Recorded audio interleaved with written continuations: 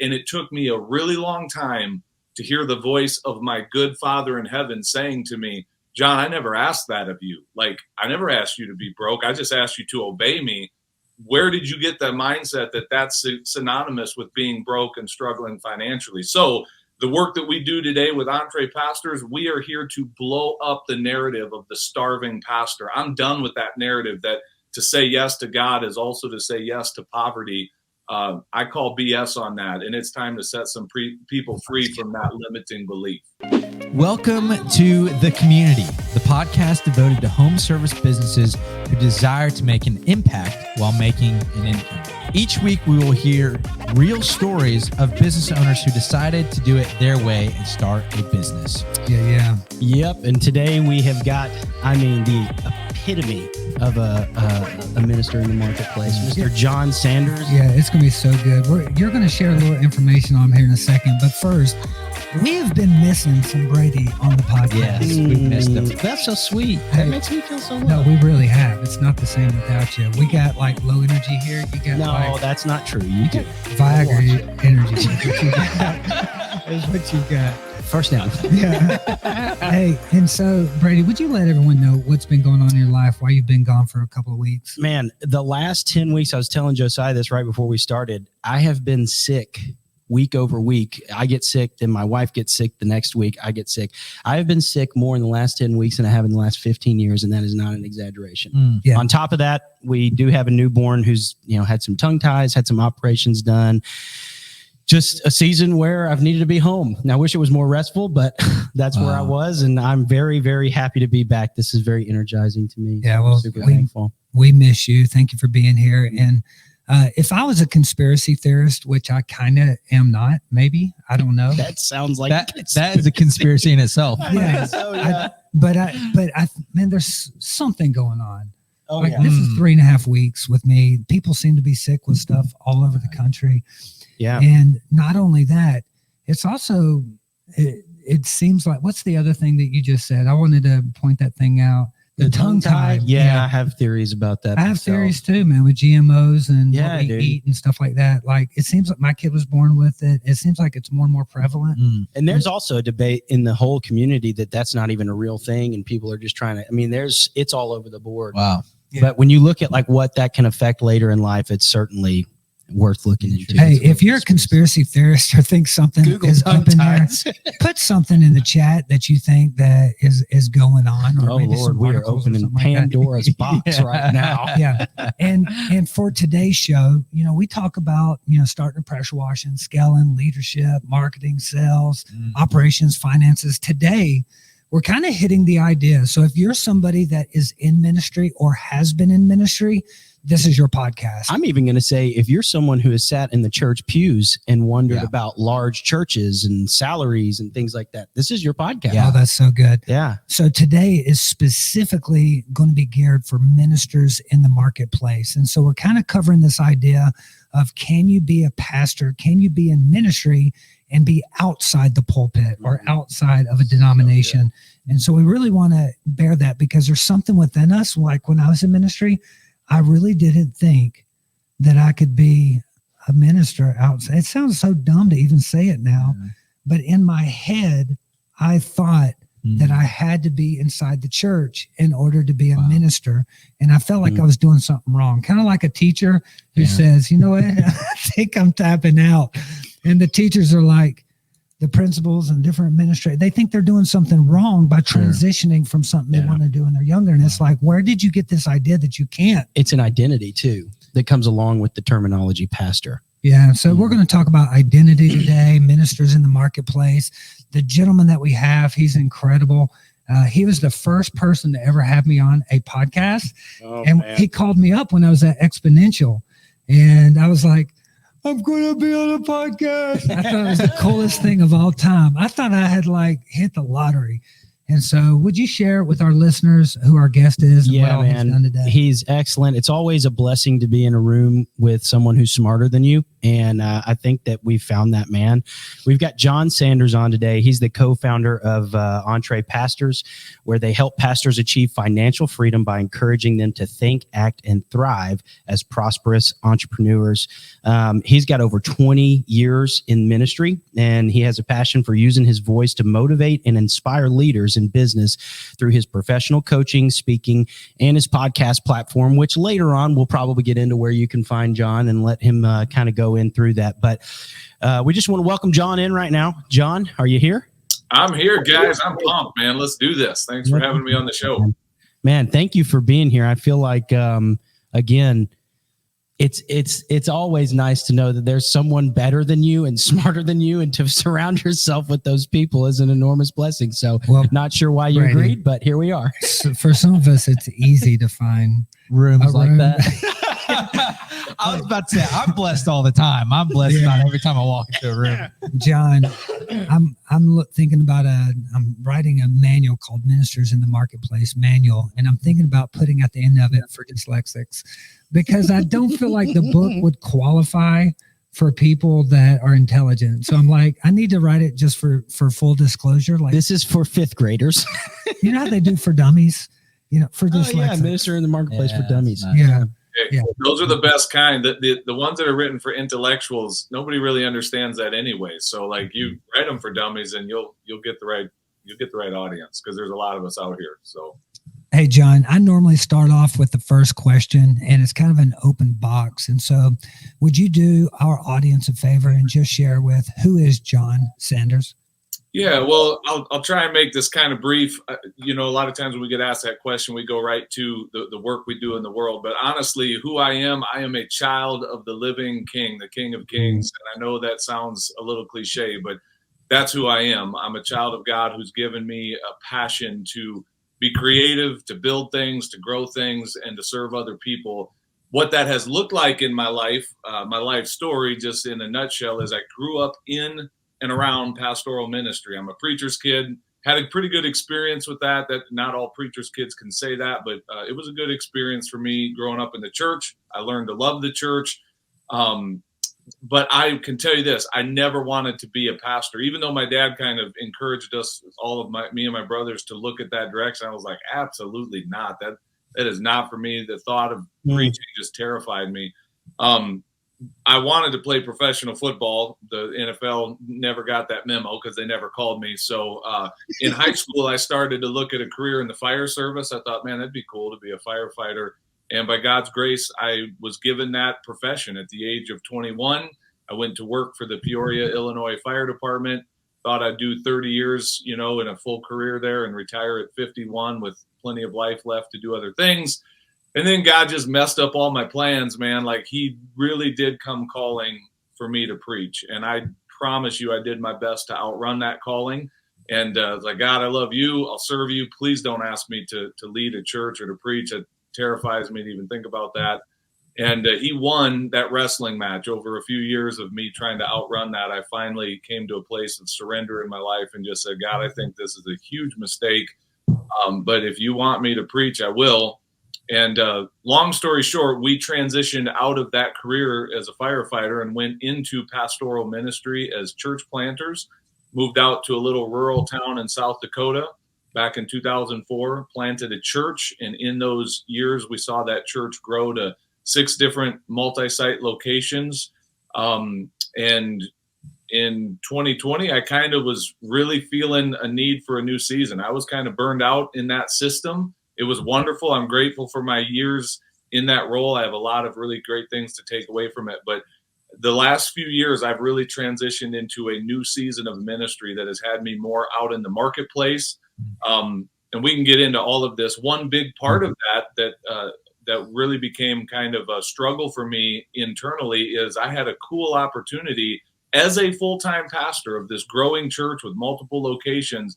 I had an invitation to go back into full-time firefighting for the city of Sioux Falls. And I thought, can I even do this? Is this even okay? I'm a pastor. Like, can I be 2 things? Can I be multiple things? And by the way, my goodness, I'm going to make over 6 figures a year between my church income and my firefighting income. Is that okay for a pastor to actually make money? Because I never saw that growing up.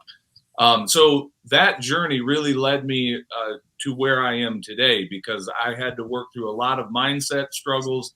I've done a ton of coaching with pastors all over the country, and I've seen it time and time and time again.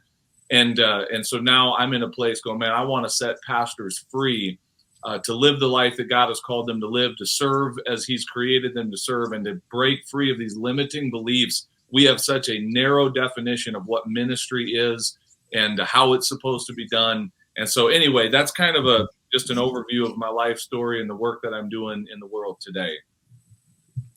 Man, that is excellent. I have kind of a slightly different experience than you do. As you mentioned, being a pastor's kid, I'm not one, but I did grow up in a very large church.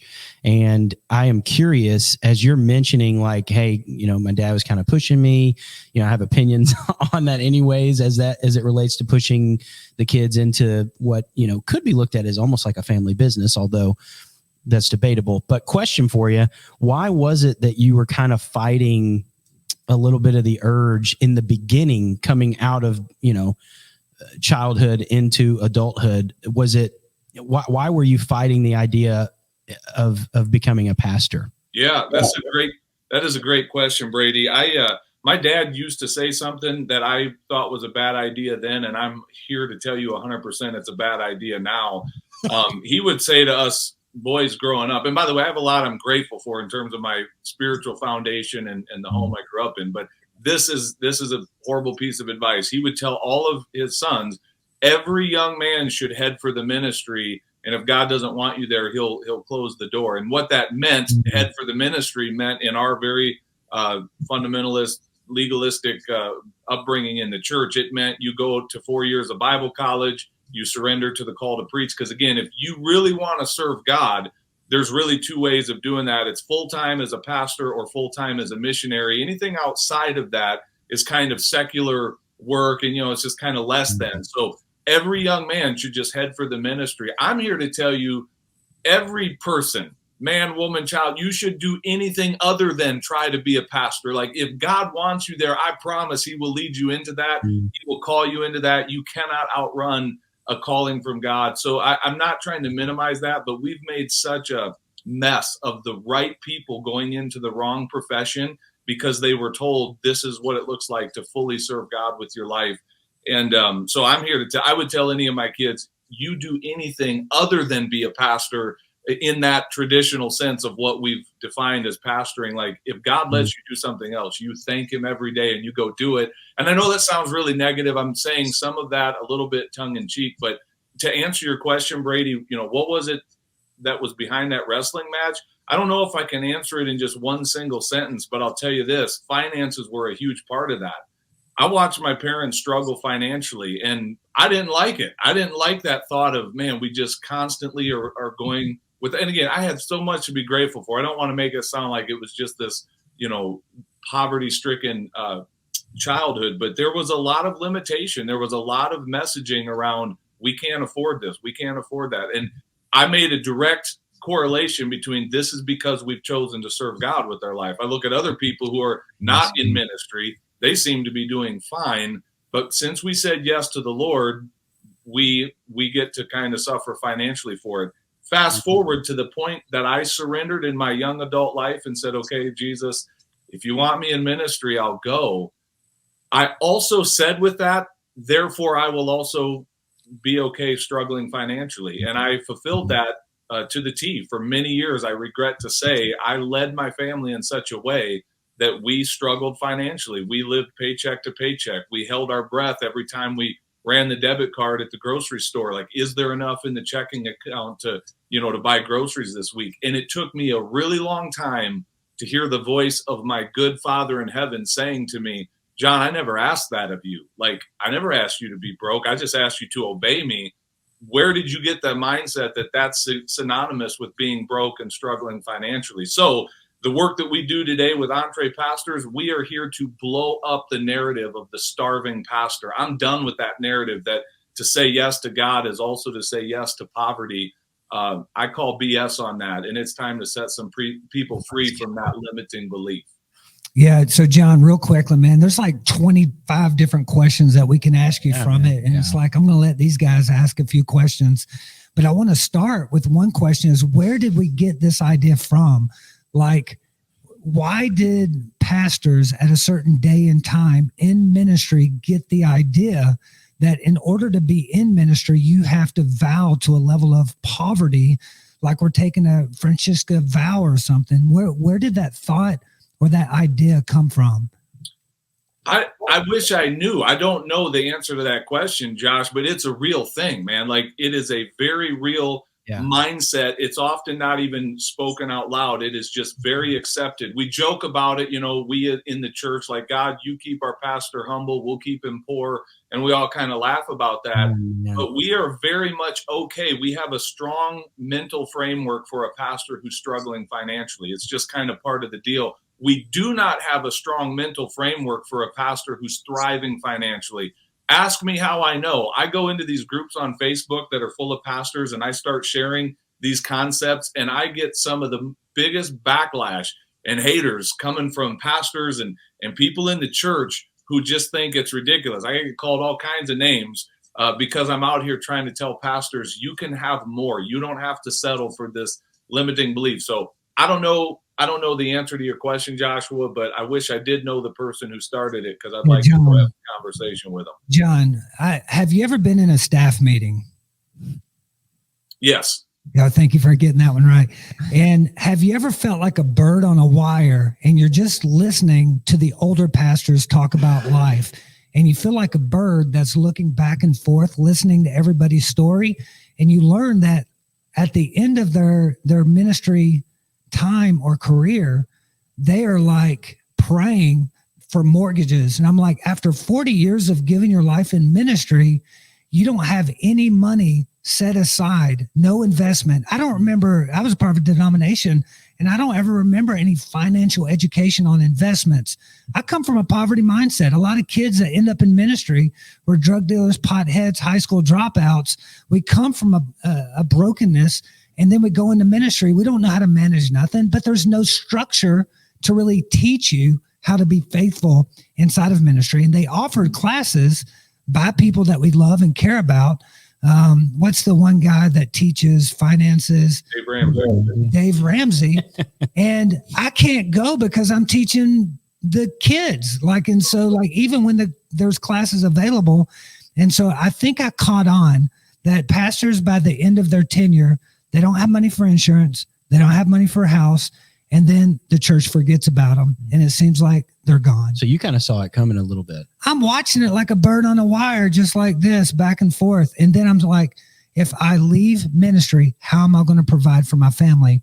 And that's where the side hustle came in. Yeah, it really did birth out of this thing of like just watching all this. I worked at 7 different churches over the course of 20-something years, and only the ones that keep on and hold on as a senior pastor are ones that are actually financially taken care of. But even there comes a time where those guys are no more. I think if people are listening, I would be almost like silly not to ask the question, because there's also a flip side of the coin of this full-time professional pastor idea.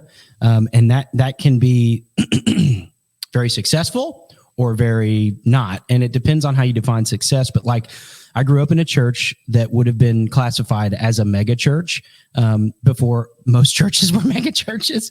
And it was very interesting to kind of watch that. I grew up in a very legalistic church as well, where it was like, hey, you don't leave the church unless God calls you to do that. And you have to tell the pastor that he called you to do that so that he can like really determine if that's even really true. Right. And you don't really ask questions. I remember, so I grew up in this church, and I want your opinion on this because I think it's interesting, and people listening probably have the same thought. I would ask questions like, hey, why did this worship pastor get fired? I felt like he was bringing a new zeal. He was bringing life to the worship department, which I was a part of, and I just don't understand. And I walked out of a meeting. The head pastor chased me down and told me this story about, you just need to follow the cow. And then he told me a story about how he was following his pastor on a motorcycle, and he didn't know where he's going. And he just said, hey, just follow the cow, because he had a cow in the back of his motorcycle. Cool story. I'm like, okay, well, why can't we get answers to these questions? So there's a thought in my head of like these full-time professional pastors, especially the successful ones. Do you think that there's like a shift in the air where that could potentially be changing a little bit? Well, when you say it could be changing, what is the full-time professional pastor role? Is that what you're referring to? I would say that, and like that doesn't even necessarily, I'm talking on the opposite side of the spectrum when they're very, very successful and they stay in the pulpit for a long time and then a transition happens, because I physically saw this in my own church where the transition happened from the pastor to the pastor's son and things went really, really poorly. The church in and of itself of 4,000 members almost closed. And so there was this thought of like this professional pastor, who are they showing up for? And it caused me, someone who went to this church for over 20 years, to think, are we doing this right? Yeah. Are we doing this correctly? Brady, something I've been saying for quite some time now is that the model that we call church is broken, and it's time we fix it. And I want to quickly follow that up by saying I am a fan of the local church. I believe the best days of the church are in front of us. I'm not someone who just constantly is dunking on the church and, throwing it under the bus. Having said that, I'm willing to be honest about what we've built, the model that we've built, and point out not only the problems, but maybe offer some solutions along the way, even though I don't claim to have all of the solutions. I've had an inside view of some of the big issues, and this thing we've created, this relatively modern idea of a full-time vocational professional pastor. I'm not saying it's immoral or wrong that we've done something wrong. I just think it's created some very negative unintended consequences. Joshua, earlier you're talking about these pastors who have, again, led most of their ministry careers with a poverty mindset. Then we wonder why, Christians as a whole kind of live there. It's because we're being led by men and women with a poverty mentality, but we've over spiritualized it. We've just said, oh, just trust God and have faith. And that sounds so spiritual. And yet, okay, opt out of Social Security because you can as a pastor, and put nothing aside for retirement. Why? Because the church is unable or unwilling to pay you very well for year after year of service. By the way, you're living in a parsonage, so you're not even putting any money into equity and home ownership. And so, yes, you're creating this perfect storm that one of the unintended fallouts of that is we've got pastors who need to be done. They are tired. They are burned out. They have no more fresh vision for the church. We need new, younger leadership to come in. But guess what? I'm 100% dependent on this church for my paycheck. I can't leave. This is my job. This is my source of income.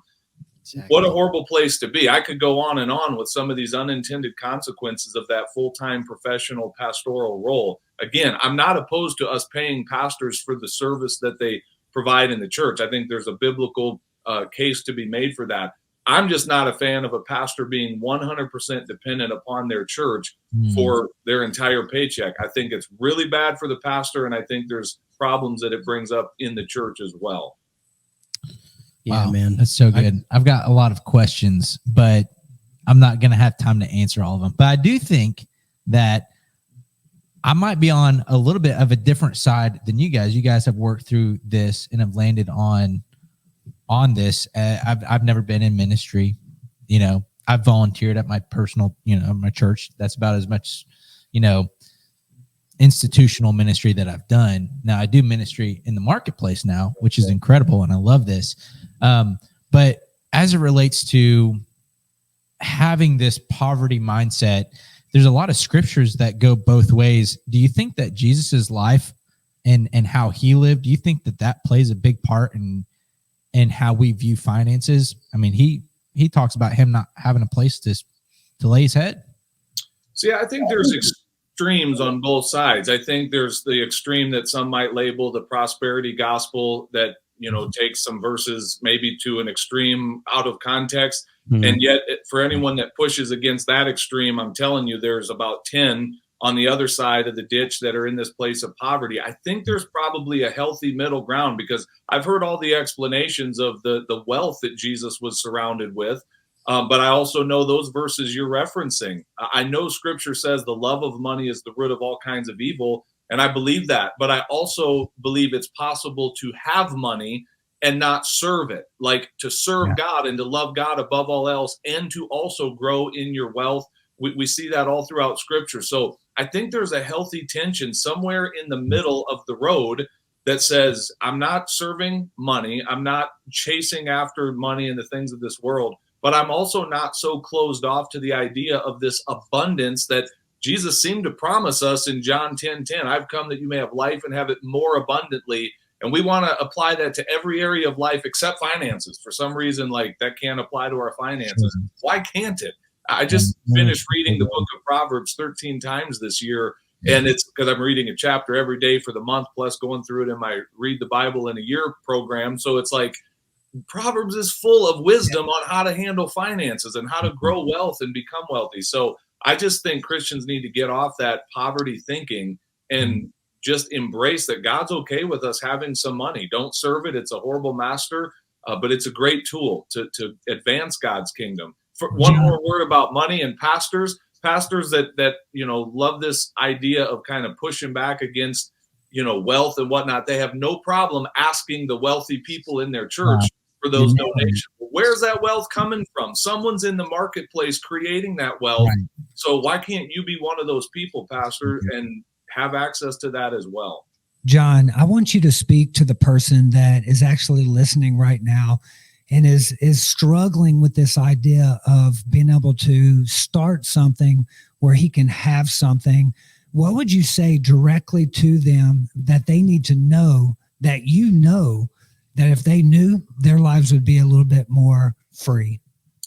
Well, everything you could possibly want is on the other side of action. So as long as you keep sitting there not taking action day after day, the results are going to stay the same. And if you're looking for permission, because I think this is a big sticking point, especially for people who are in vocational ministry, they've been so taught to I need everyone's permission. I need the church to vote on it. I need the board to vote on it. Hey, Pastor, I'm giving you the permission right now. Go start a business. Don't ask your board. Don't go to the church and ask for a vote on it. Go in the marketplace, find a need, and start serving people and charging accordingly to the services you're providing. And don't ask for permission and don't ask for forgiveness. Now, obviously, I'm going a little extreme there. There are certain conversations that probably need to be had in certain circumstances. Mm-hmm. But I think pastors just keep themselves locked up into this traditional role. It's like, who's leading this thing anyway, Pastor? You're leading, so go lead. Go lead in the marketplace. And here's something I want to encourage you with too. Turns out there's a lot of people who need Jesus in the marketplace, way more than are ever coming through the door of your church office or your church building on a Sunday morning. So again, let's just call it ministry, which is what you've been called to do anyway, and get out of the church building and get out into the marketplace and get paid accordingly to the level that you're serving people and solving problems in the marketplace. So how's that for starters, Joshua? And I am actually withholding a lot because I think that I could very easily hijack this entire thing, and I don't want to do that. Yeah, I can very easily do that, and these guys know it. But I will say to the pastor, because really one thing you're illuminating is something that happens in the marketplace every day. A guy gets a job. He's satisfied with 35 to 40K as he starts out. He winds up getting benefits. And before you know it, he's stuck in a job that, I'm not necessarily saying this for ministry, but he's stuck in a job that he doesn't love, with people he doesn't really like, doing work he doesn't really enjoy, but he's stuck. He can't leave because the salary is kind of keeping him there. And he might have gotten bonuses along the way, so on and so forth.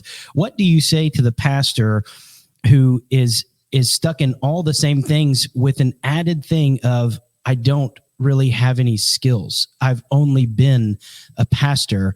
You're stuck in this place. What do you say to these people? How can a pastor utilize, and can he even utilize, the giftings that he has and is placed in ministry in the marketplace? Yeah, that's a great question. We call that the golden handcuffs, but in pastoral ministry, they're more like the aluminum handcuffs because there's not much gold there, right? It's not a lot that keeps pastors locked in terms of the finances and the benefits. But what keeps them stuck, a couple things. One is this idea that, man, if I go do something else, I'm quitting on God. I mean, it gets to that whole sense of identity. But directly to your question, Brady, about the skill set, this is a huge limiting belief we see in a lot of pastors. And I'm going to suggest again why I think this is. I believe pastors have been taught by the system, if you will, to just really devalue their time, to devalue their work, to devalue the results that they produce. And so therefore we hear this refrain a lot at Entree Pastors as clients come to us is, I'm just a pastor. What possibly could I do? I've been in the ministry for 2 decades, 3 decades. And so that's one of the immediate things that we have to help them see that, hey, pastor, listen, for the last 20 years, 30 years, you have been honing skills that are highly valuable in the marketplace. You have people skills, conflict resolution skills. You can communicate, you can speak, you can teach, you can write, you can plan events, you can handle a budget, you can, in many cases, clean and fix things because you've been doing that since you're the one full-time hired hand of the church. Like, you're doing it all. Like, you have real ability to counsel, to coach, to encourage. The list goes on and on and on of skills, real marketable skills that pastors have honed over the years of serving inside the church. We just have to help them, A, see that those skills are there, and then B, package them in a way that, you know, is presentable to the marketplace. And then that brings me to this point of saying, I think a lot of pastors have an unfair advantage in the marketplace. You know, I have a small handyman business, and I'll let you in on a little quick secret here. I'm not that great of a handyman. But the reason I can charge a professional rate is because of the things I've learned over the years in ministry, how to show up on time, how to care for people, how to have, you know, good conversation with somebody and be a good listener. Like, those skills are invaluable in the marketplace. And most pastors have that, you know, the good ones anyway. There's a few out there, maybe bad eggs in the bunch, but most of them, it's like, pastor, you have skills that you've developed and can be released in the marketplace. Jon, I'm going to ask one follow-up question to the mindset, because this was a huge one for me. I was one of those youth kids that came out and followed the calling. My calling was to be in a band and play drums and travel around the country and have fun, and that shifted into more of a comedic thing. But the point is, the identity. Can you talk directly to the person right now that, outside of maybe not understanding the skills, is struggling with pulling away from ministry because they feel like they're out from underneath the will of God if they do that? Listen, if I'm speaking right now to a pastor that's struggling with that, pastor, I'm saying this in all due love. That is one of the most unhealthy consequences of the full-time professional vocational ministers, that when that title is taken away, or when it's a new season to step away from that, when that office is no longer attached to you, there's this identity that ministry has become this all-consuming, singular focused identity of who you are. And when that's gone, you don't know who you are anymore. That's why earlier in this conversation, when you asked me, who is Jon Sanders, I lead with this. I am a child of God, and my Father is proud of me, not because I'm a pastor, not because I planted a church and grew into multiple locations. He's proud of me because I am his son. Like, that's it, man. And so you, pastor, have a much greater identity that flows out of who you are in Christ than what you do. You know, there's many, many ways for you to fulfill your calling in life. Pastoring is just part of that. So I've fulfilled my calling in many ways over the years. What hasn't changed is God's calling on my life, but the way that calling is carried out looks very different from one season to the next. So I just want you to breathe in that freedom and get off of this sense of, man, my identity comes from who I am as a pastor. So not true and so unhealthy. Yeah. Amen. Thank you for sharing. When you say it like that, it's like, duh, but somehow we have separated the ordained from the ordinary, almost like somebody in the past said, don't do it. You're going to end up separating this idea of ministry of reconciliation. Martin Luther saying that the doctrine of ordination is a doctrine of demons. And it's like, I got ordained and I knew that to be true, but also it was like, I guess everybody's doing it. So I guess it's okay. And if anything, if anybody's listening to this and you're a good person, like you really care about people, The marketplace needs you. Like, don't just hang out, be comfortable, eating whatever fruitcakes are passed out every Christmas. Get out, start a business, and make disciples and serve the city. In my mind, this is demanding for great people to get out in their community where they can be seen. Jesus gave us the example of taking out of his outer robe, getting on his hands and knees, and washing his disciples' feet. Let's see it. Let's break free from being ministers inside of vocational ministry into ministers in the marketplace. I love this conversation. Joshua, can I tell you something? I got a confession to make here on this podcast. Something that I deeply regret having said, and I've heard many pastors say this, and then because I heard them say it, I said it from the stage on multiple occasions, and I cringe and so regret that these words ever left my mouth. But it goes like this. A pastor stands in front of his congregation and says, if there was anything greater that I could be doing for the kingdom of God than this right here, implying preaching, leading a church, I would be doing that. What is the subtle implication of that arrogant statement? It sounds really spiritual. The subtle implication is I'm doing work that's just a little bit more important than the rest of you. It's that whole thing of dividing this false dichotomy of sacred versus secular. Some of us are called to work that's just a little bit above all the rest of you that are out in the business community just doing secular stuff. By the way, we kind of need the money that you are producing out in that marketplace to keep us in business here in the church world. But what a false dichotomy that has led to such a devastating place for so many pastors that think, I want to serve God with my life, but man, my church just let me go, or I can't really do it in this way anymore. So am I not in ministry now? Am I not, am I not called anymore? I think we need to blow up that dichotomy of this false, division between sacred and secular work. It is all sacred under the lordship of King Jesus. Business is ministry. So let's go about, and by the way, business pays way better than traditional ministry. So let me do some of that ministry and make a few dollars while I'm serving some people. Like, let's go.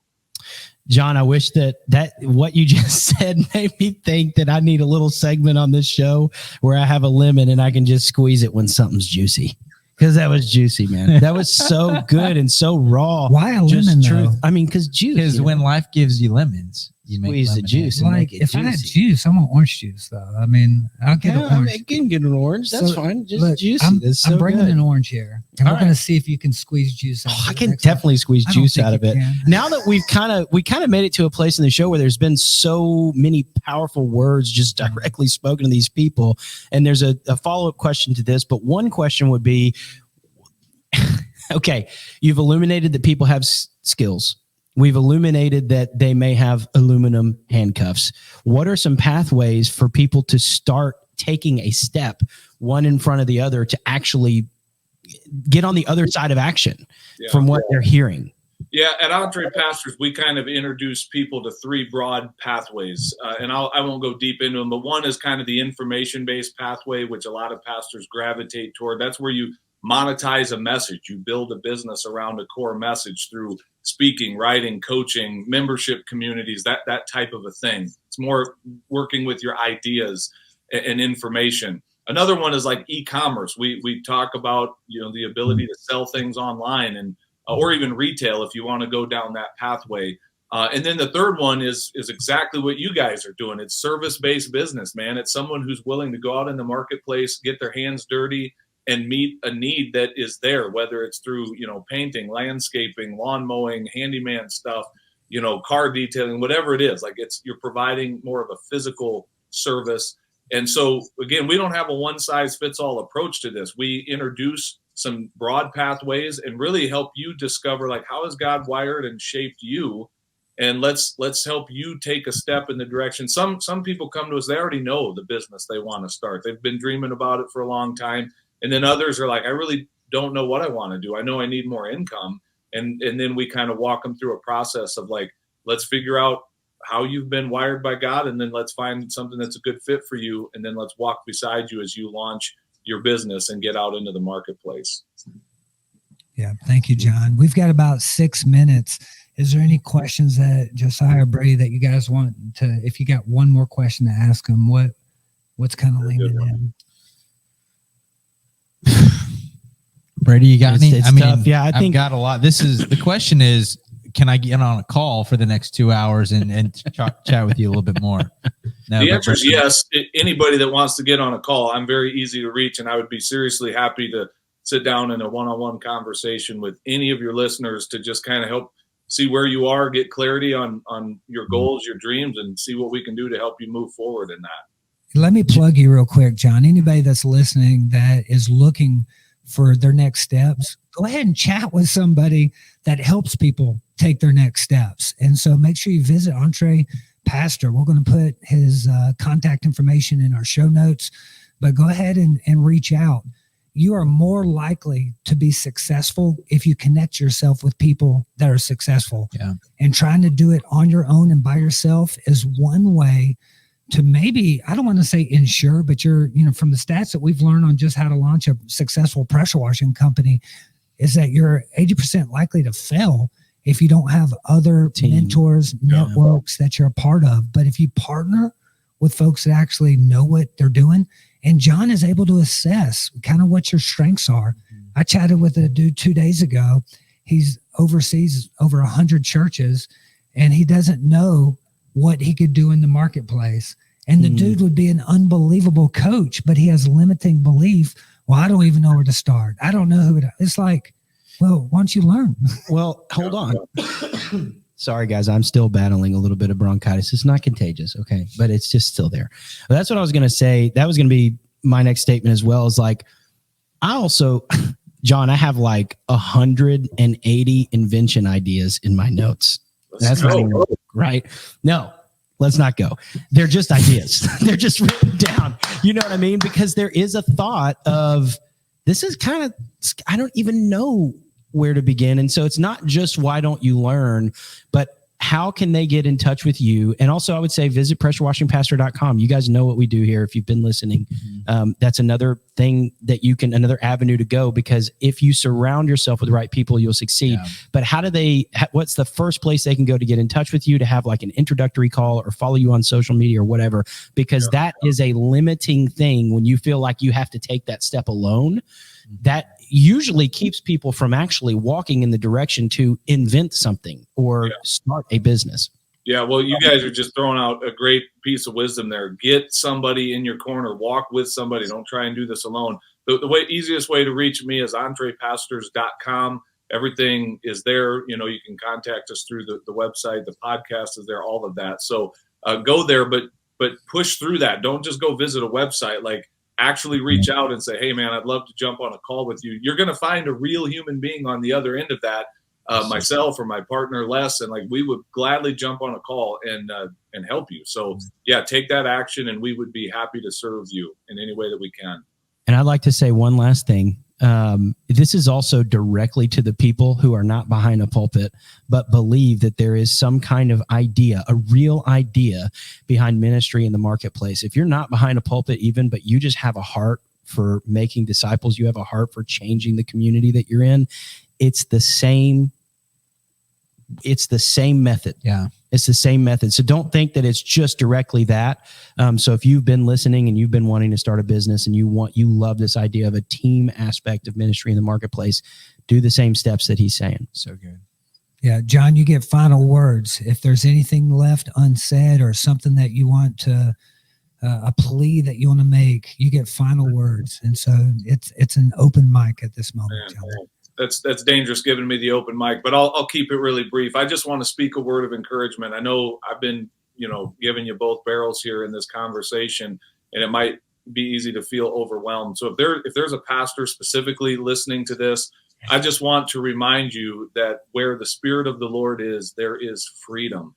Like Jesus came to give us freedom. And if you're feeling trapped, if you're feeling stuck, if you're feeling like, man, I just don't know where to go next, I want you to know that there is freedom, and it's literally one step away for you to just step into the freedom and the abundant life that Jesus is offering to you. So hook up with some people that can help walk with you and beside you through that, but live in that freedom, man. Walk in that freedom. And again, I'm here to do anything I can to serve your listeners in any way that I possibly can. So it's been an honor to get to hang out with you guys today. Thank you, Joshua, and the rest of you.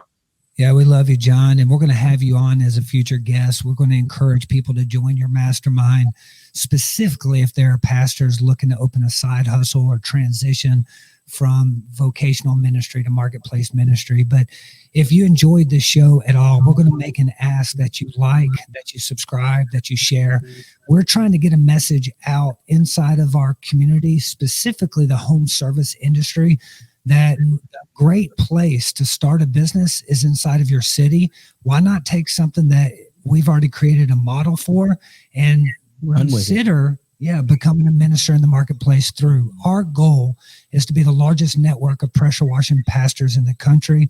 You can go to our website, pressurewashingpastor.com, and schedule a free webinar just to see whether or not this would be something you'd be interested in. So thank you again. And until next time, peace.